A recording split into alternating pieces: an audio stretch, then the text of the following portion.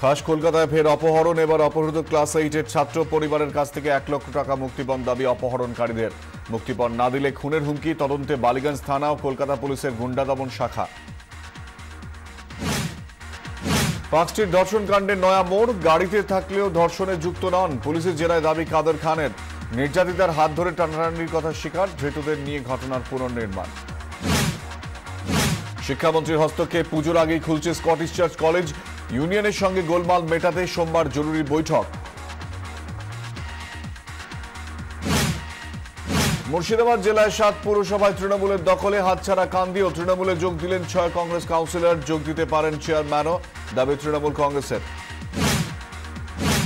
এর বর্বরতা। মহিলাকে ডাইনি অপবাদ দিয়ে মারধরের অভিযোগ মালদার মঙ্গলবাড়িতে। রাতে মহিলার বাড়িতে চড়া হয় গ্রামের মাতব্বররা। তাকে প্রাণে মেরে ফেলার চেষ্টা করা হয়, এমনটাই অভিযোগ। পুলিশে অভিযোগ দায়ের মহিলার।